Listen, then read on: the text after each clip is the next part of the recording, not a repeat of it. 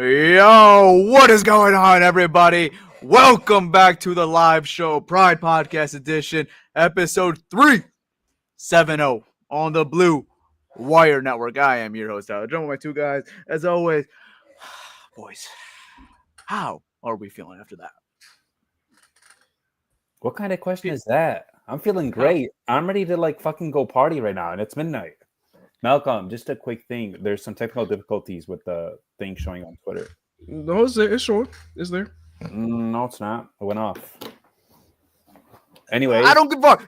We'll make that work. All right. How you feeling? How you feeling? I don't give a fuck about technical difficulties right now. I'm feeling great, bro. I'm ready to go party, but unfortunately, it's midnight. It's a Sunday night. Yeah. Pierre, it's there. I don't know what you're talking about. I see it. We're good. We're good. Yeah, We're what are good. you talking about? It's there. Fuck that. Stop talking about that shit. No, talk about this fucking game right now. Now. How we feeling? Come on. Come on. Well, I just want to start off by saying, well, here's a guy who starts off pretty slow, then comes back pretty strong. Kind of reminds me of Patrick Mahomes. I mean, that was a game that, just like the Chiefs. No. All jokes aside, man, what a game, man. Shit. Holy shit. What the fuck just happened? What just happened? How do we win that football game right now? How the hell did the Detroit Lions just win that football game? They just scored more points than the Texans. How? Well, I'll show you right now. I mean, it's real quick how they won. Real quick, I'll show you right now. Comes from behind, win for the Angels. For 52 for the win. It is just good. Just inside the upright. Jake Bates, hometown hero. And the Lions have come all the way back.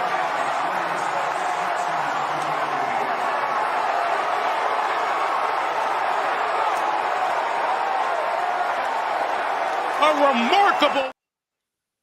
I mean, as simple as that. I mean, shit. I mean, that's how we won. Let's go. Fuck, bro, he made out that pull. We watched it before we started the pod, but in the moment of, I didn't realize how close it was. Honestly, I just saw it go up and it was in, and I blacked out, and I don't know what happened afterwards. But it went in, and that's all that matters. I'm a loss at words right now. I don't know what happened right now. How the hell did the Detroit Lions just win that game right now on Sunday Night Football versus the Houston Texans? I know what happened. Shout out to Aaron Glenn. Shout out to Aaron Glenn. Ready? 7 possessions Texans had in the first half resulted in 4 punts, 2 interceptions, and 1 missed field goal. Aaron Glenn. Yeah, make your case. Says Aaron Glenn. I mean, they shut them out in the second half. The second half they didn't score any points. Yeah, no field goals, no nothing. I know we usually start with the Lions offense. I'm going to switch it up. On the spot right now. Let's talk about this Lions defense to start off the show, man, because what they did today was truly, truly, truly remarkable because, even the points, man, I know they gave up 23 points, and you're probably looking at that. It's like, that's a pretty good day at the office, but nothing to brag about. No, that is something to brag about. That performance that they put defensively was absolutely phenomenal. The shitty positions that this offense put them in so many times today, and for them to still bounce back, overcome all that, still get all these stops, cause turnovers, is so freaking impressive, man. This team, this defense is so resilient. It is the definition of grit. I'm not trying to be corny right now. It is actually grit. What they're doing right now is unreal. I mean, they are missing so many pieces defensively. It doesn't matter who's in, who is out.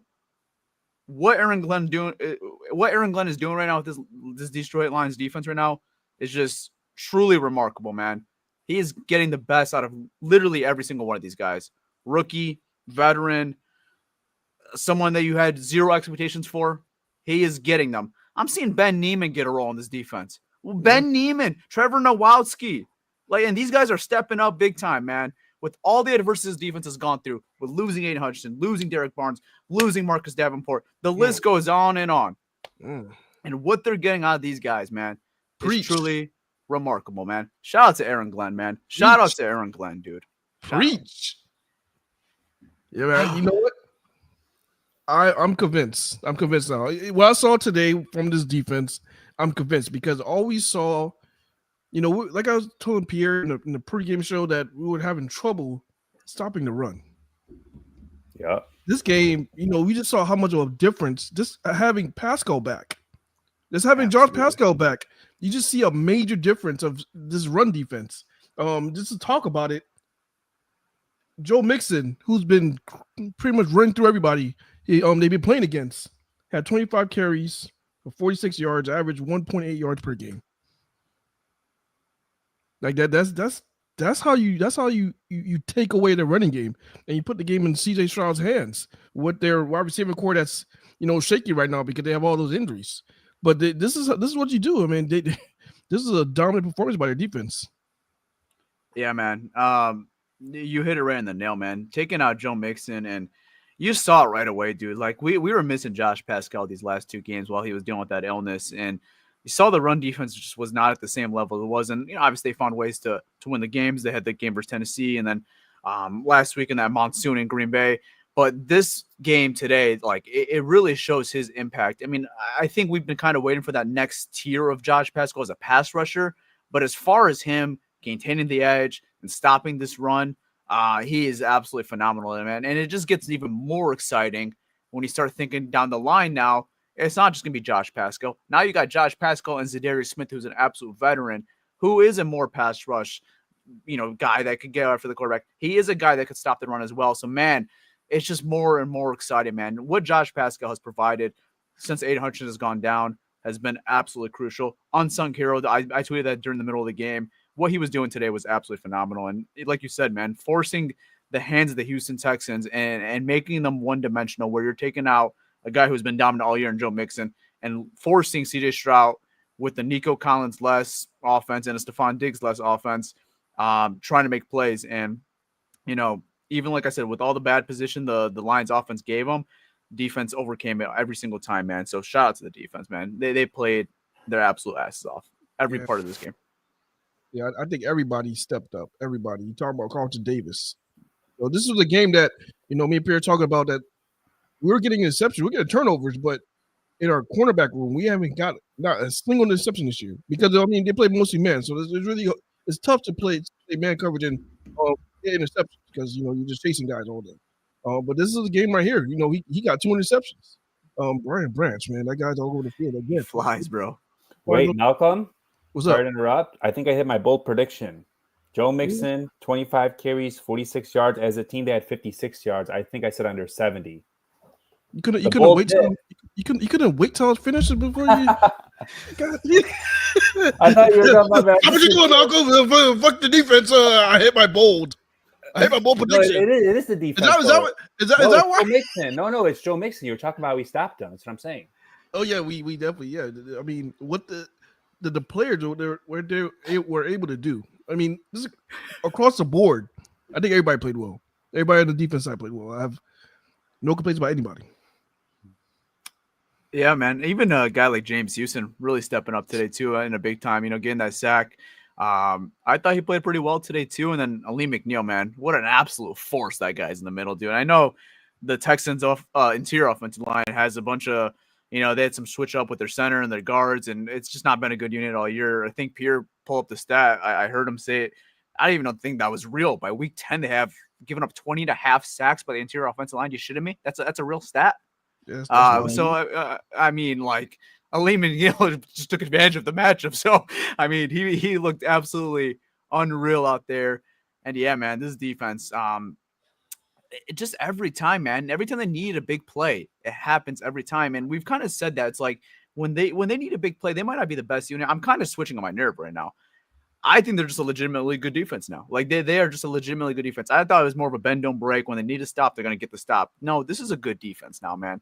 They get consistent stops when they need them, even when they're in bad positions, man. And what they did throughout this whole game, especially in the second half, man, is just absolutely impressive because there were so many times where the Texans could have ran away with this game where the offense gave them absolutely nothing. And even with all those snaps on the field, even with how exhausted they were all game, still being able to get stops, man, is very crucial. And at the end of the game, I think it's very important too, man. You had that third down play, 3rd and 4. That's a very crucial point of that game. If the Texans pick up that first down, you're burning all 3 of the Lions' timeouts, leaving them essentially with no time left. Arguably could have called the pass interference, but regardless of the point, still getting that stop and just having big plays throughout the whole single game, man. So shout out to this Lions defense, man. Literally everyone. And shout out to Carlton Davis. 2 interceptions. We needed a turnover. He came out first play in the second half, man. So big time stuff. Big time stuff. Yeah. It is crazy, though, because he got first interception as soon as Dan Campbell was saying, we need turnovers. That was crazy. That was funny. That was funny. Man, bro, just talk about, like, just the grit. Like, they preach grit. They do all this shit with the grit. This is, like, actually where it came alive, that grit. You have 5 turnovers in a game. If I told Jared Goff would throw 5 turnovers in the game, the Lions would average under 3 yards a carry in the first half. Like, this game is over. They're like, nah, fuck that. They made some adjustments. Ben Johnson adjusted some quick passing game. The O-line wasn't holding up well. They ran some screens. Stayed with the running game. Running game came alive in the second half. Like, honestly, man, I'm kind of shook. I don't know what to say. It's just, Tyler, you look at this game, I was like, fuck, this game's fucking over probably. Like, it's 23-7. All right, we got to stop here with the Texans maybe. Then Goff throws another pick to start the first half, right? Or second half, I'm sorry. Mm-hmm. You're like, fuck, man. That was our chance right there. Like, you can't just keep getting away with that with CJ Stroud. And then AG's like, nah, I got you guys. Don't worry. You know, and shout out to Jake Bates, man. 58 and 54, both barely went in, but they went in. Oh, he was making out that pull, man. She was a baddie. That pull's a baddie for Jake Bates. Yeah, man, down 16 points. You know, with all the turnovers, like you mentioned, like I already had the whole spiel ready out. You know, I'm like, you know, you just can't have that many mistakes. You can't keep putting your defense in those spots. I had it all ready. I was already ready to I was going to give this defense their flowers regardless of what happened tonight because they deserved it regardless of the results. Because most nights, I mean, you saw the stat, a team that's thrown 5 interceptions in one game. The last team to win that game was in 1970, and that was the Chicago Bears. The last time a team threw 5 interceptions in a game and won that football game was 1970. So regardless of the results, they should have won today. So I was going to give the defense its flowers regardless today. But yeah, man, the offense just had a lot of missed opportunities. But man, I guess when he needed it, and we needed them, and they came up big time and got those big plays. And second half, we saw them just a little bit to the running game, and Jahmyr Gibbs was, I think, a big focal point in this offense because the Houston Texans did a very good job with stopping the Lions' run game in that first half and did a very good job of taking out Amon-Ra St. Brown in this game for the most part until the very end. So they had a very good game plan. D'Amico Ryans, very smart coordinator, or very smart coach, who was a very smart coordinator back in San Francisco. You know, it's just a very smart system, and they gave the Lions a very, very good test, man. A very, very good test. I mean, that felt like a playoff game, honestly, like with the back and forth, being a night game, like it was unreal. But even with all the mistakes, man, still finding a way. Like I say, it's grit. I hate to be corny, but that's what it is right now. This is grit. What they are achieving right now is grit right now. That's fine. Just unreal. But Malk, what'd you see out of this Lions offense overall from today? I mean, you said wait. Are you talking about Lions offense? Lions offense. Lions offense. Okay. Oh man.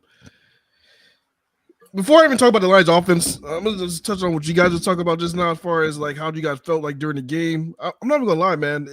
If this was the old Lions, like the Lions of the past, pre Dan Campbell Lions, or maybe even the first year, this was not this year. I would say, I would have said, yeah, that we lost. I mean, a lot of Lions fans probably would even turn off their TVs after 5 interceptions. I mean, like it wasn't. The offense looked absolutely disgusting. But even though we do 5 interceptions, we'll turn the ball over to left or right. I just felt like we're always in this game. I don't know why. I just felt like, all right, if we get one touchdown, we're right back in this game. I felt like that the entire game. I always had that feeling, even though the offense was playing as bad as they did. I never felt like we were completely out. No, I agree. I agree with that. Yeah. So yeah, to that point, this is a different team, man. This team right here, it doesn't matter how the game looks. This team can find a way to win, and I'm always gonna feel like that they can find a way to win. But as far as the offense and Jared Goff, I'm gonna just put it a nice way. he was throwing the ball like I would throw it, like me, like say if I was a quarterback, right? For the Detroit, his balls was throwing, he was throwing to the dirt. He was overthrowing people left and right. He was throwing to the other team. Like he didn't have a Jared Goff type game as far as this year. It wasn't good. Now you can credit a lot of it to the Houston Texans, but I think a lot of it could be just Jared Goff. I think Jared Goff just had a bad game. Yeah, I mean, I think what the Texans did a very good job at was, especially in that first half, was taking out the running game. And we've seen it when you make this offense one-dimensional and you're still able to take out Amon-Ra St. Brown. I mean, you're kind of leaving a limited options. And even Laporta gets hurt in that game too. So it's like you're kind of taking out Laporta. They're doing a very good job taking out Amon-Ra St. Brown. They're doing a good job of taking out the running game. Like when you start doing all of that and you're making Goff one-dimensional, yeah, you're going to see mistakes like that. I mean, obviously, you never hope to the point of 5 interceptions. Yeah, I was going to say, hopefully not that many mistakes. Yeah, not that many mistakes. I mean, not all of them were on him, but the last 2 were definitely on him. The one after Carlton got the pick, that was just a complete overthrow to Laporta. And then the second one, or the fifth one, but the second one in the second half was ultimately on him. But one was a Hail Mary, one of the Hail Mary, and then both, I think there were 2 tip passes. Yeah, exactly. One was just wild. Head off the guy's helmet and then bounce off another guy's hands and then to the defender. It was just right. I guess the first 2 I would say were unfortunate. Yeah, and then first the 3 Hail Mary, yeah. Yeah, I think the Hail Mary was the third one, right? The Hail Mary was the third one, I believe. Yeah, the second half ones are inexcusable. Those ones were terrible, awful. Yeah, it's like but shit, we still won. That's all that matters. We still won. How do you, as a Texas fan, how do you explain you got 5 interceptions but still a loss? It's inexcusable, honestly, because they had so many opportunities to put this game away and they just didn't. Yeah. So many opportunities. I mean, with the field position that they were given, not cashing in for touchdowns. I mean, even something I hate in this game was the conservative of the Lions to end that first half. Let's talk about that. God damn. Let's talk about that. I think I know why, though, right? Let's hear it, Pierre. You have, was it, 3 picks at the time? 4 picks? 2. Whatever it was. 2 picks. Your O-line's playing like dog shit. Typically what the Lions do when it's third and 4, 3rd and 5, they'll run it. And if they get a couple yards, they'll go for it. They didn't get it. They punted it. I mean, I get it, but at the same time, it's dude, show a little life at least. Give me something, Yeah, because the results are the same. But what it was, that's probably what it was, Tyler. Nothing was going all right, let's just run this ball. Let's run the clock out. Maybe we get a first down here. And we go into the half with the way it is. Let's make adjustments second half. I think that was the plan. I think the plan was let's just run out the clock and go into halftime. I think that's what they're trying to do. But the Texans came back and scored anyways. I say you have to factor the Texans have 3 timeouts. They're trying, they're rolling right now. They're trying to put this game away and go up 3 scores, or that have been 16. So go up 2 scores at that point and extend the lead at that point. And I would have liked a little bit of more aggressiveness, and especially at that point. Your offense was literally giving you nothing. Your defense is exhausted, man. They had to go to the locker room. So, at the very least, if you're not going to try to attack and go for a touchdown or attack and go for some points, at the very minimum, try to at least pick up a first down, at least attempt to try to go for a first down with at least passing the ball. And if you don't get it, it is what it is, wherever you're playing the ball. But if you pass it, you complete it, and let's say you don't get points, at least you keep your defense off the field. You go into the half, and you don't give the Texans an extra touchdown. Ultimately, it doesn't end up mattering because you win the game. But those are very crucial points that we could look back at right now and say, damn, if we handle that situation a little differently, we're talking about a completely different ball game. And that could have very well led the reason why you lost this game today. So I hated the management of the end of the first half with how conservative it was. But also on the flip side of it, I kind of see Pierre's point. I mean, the offense was shaky. It was anemic. It was terrible. It was terrible. And they also had the 2 turnovers. I guess Dan Campbell he just didn't want another turnover at that point. That situation. He just want to get into half and talk to the guys. But I think the Texans had other plans. The Texans was all right, I don't care. We're gonna use our timeouts. Give us a minute. We're still gonna go down the field. We're still gonna score. So that they did what they're supposed to do. Right. And that's fair. I understand the thought process, like where you don't want to be overly aggressive, where, like you said, you have another interception and then you're giving the Texans golden field position at that point. Yeah. So I understand the thought process, but I wouldn't know. I just like something a little more aggressive. I'm not asking to say take a shot to Jameson Williams for 60 yards. I'm saying go for past the 6. Try to attempt for first down. If it doesn't work, it doesn't work. What if you get another turnover? What if you get sacked? What if that all factors in? I kind of agree with it, but at the same time, I get why they did that. I don't know. I just like a little bit more aggressiveness. I'm not asking to be overly aggressive. But I see your point. I see your point as well, Tyler. Because at that point, we had it was like a minute something left. Your defense is exhausted, man. Your offense is not giving you anything. Not only are they turning over the ball, they're getting 3 and outs. You're giving your defense 0 breaks at all. And I believe they ran the ball 3 straight times. Exactly, yeah. And went nowhere. They got 3 yards maximum. Yeah, so they went nowhere. They're stopping the run. Yeah, at that point, I mean, I would have liked to see Ben Johnson go into his bag and say, all right, let's pick up this first down. Not really need a deep shot, but Ben Johnson has his plays like, all right, we need a first down. Ben Johnson goes down, all right, we have this play right here. We're gonna throw it to Amaral and get this first down. That's what I wanted to see. I wanted to go in his bag, get a couple first downs, build some momentum, but shit happens. I mean, we won anyway, so it didn't cost us the game. It did. There's nothing to complain about, but shit. I mean, yeah, it's just a big difference going into halftime being down 9 compared to being down to 16. It's just a completely different thing. And obviously, the worst case scenario happened because even with all that, the Texans ended up scoring a touchdown, right? Even with you being conservative, that was worst case scenario, obviously. So it is what it is. They overcame it, but I just didn't like the management of how they handled that first half. And obviously, you could say look at hindsight, and it didn't work out, but. I don't know, just like a little bit more aggressiveness and just go into the half. Don't let your defense even touch the field. Ideally, don't let your defense touch the field again in that first half with how gassed they were at that point. Yeah. Yeah. All right. Shit. Do we have some awards? Let's do our awards. Yeah, let's do our awards. Pierre's got his 3 ballers of the week, so Pierre got the honor of that. All right, in no specific order. First, we're going to start with Aaron Glenn. As I said, in the second half, they were held scoreless. The Texans were held scoreless, right? So shout out to AG. Second, or another baller is Carlton Davis. Dan Campbell's talking about guys need to get picks. He gets 2 picks. And then Jake Bates, 58-yarder, 54-yarder, clutch, not nervous at all. This kid is wired for that moment. I mean, he barely made it, but he made it. That's all that matters. It doesn't matter if it's intro or mile. If it's in, it's in. He's wired the right way, man. This kid is special. He really is. I think we got how the Cowboys have Aubrey. I think we might have that here in Detroit, something like that. I'm not gonna get there yet, but I mean, he showed today 54, 58-yarder, no joke.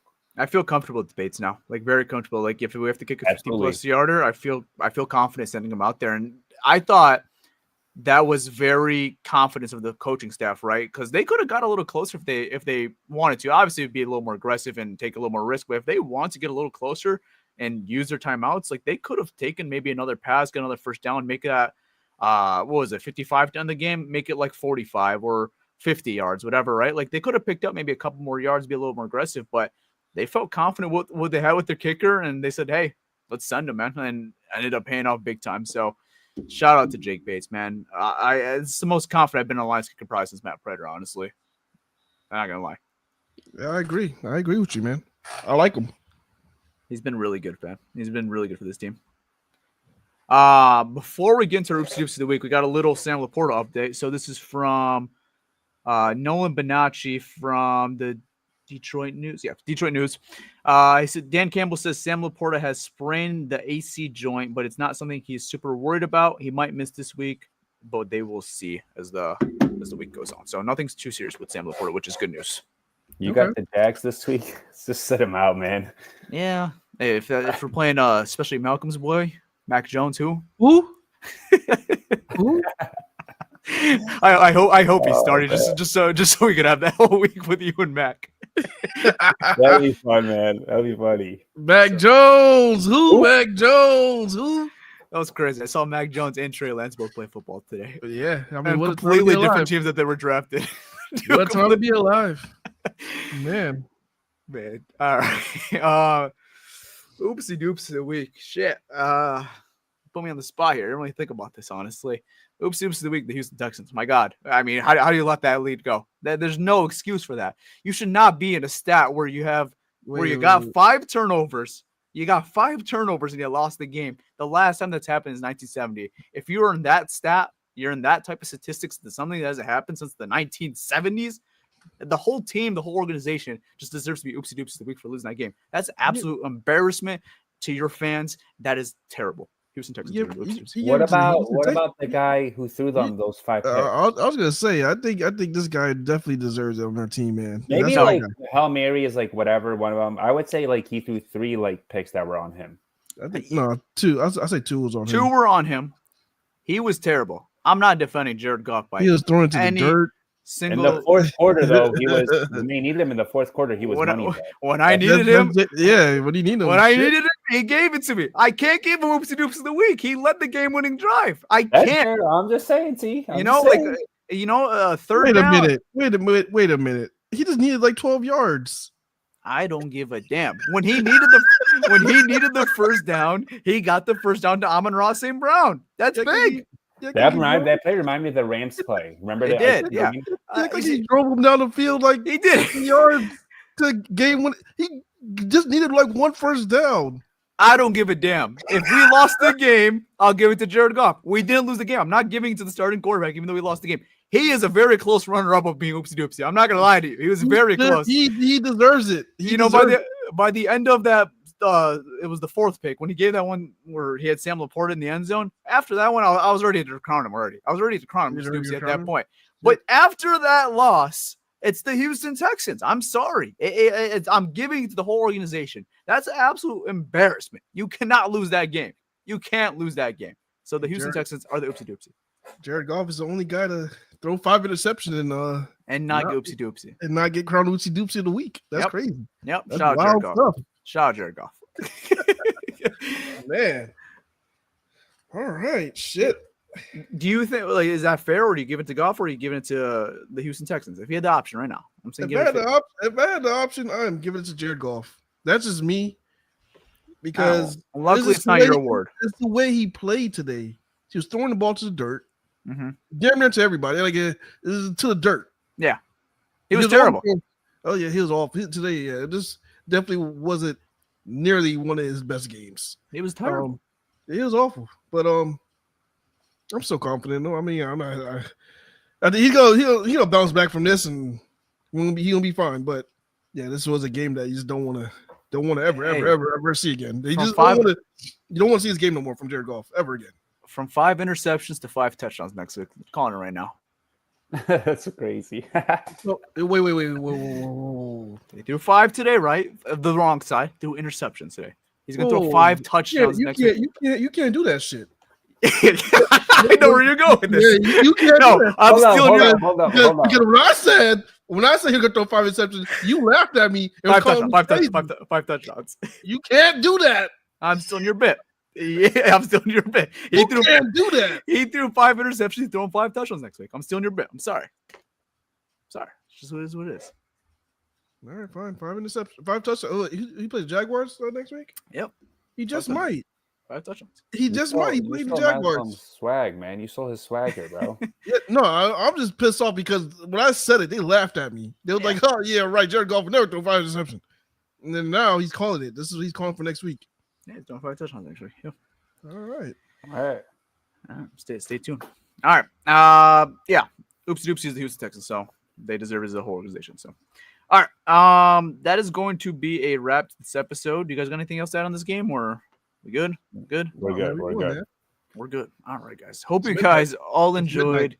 I know it's midnight. I know out of the 453 people in here, I'll say a good chunk of them are not going to sleep right away. You're going to do something else. I don't know what it is, but you're going to do something else right now. And it's not sleeping. I can tell you that right now. So hope you guys all enjoyed. We'll see you guys later in the week. And I'm out. Peace. Beer? No. Okay, fine. Priority's out. Sorry, guys. No, I'm out, guys. I was doing something. My bad. Okay. All right, guys. Big dub. I'm out. I'll see you guys next week. Peace. All right, y'all. It's your boy Malcolm. And before I leave, I just want to say it's midnight right now, so I just want to say Happy Veterans Day. Any vets that's out there right now, anybody serve the country, Happy Veterans Day to everybody out there right now. And with that being said, man, I'm out. Salute. Peace.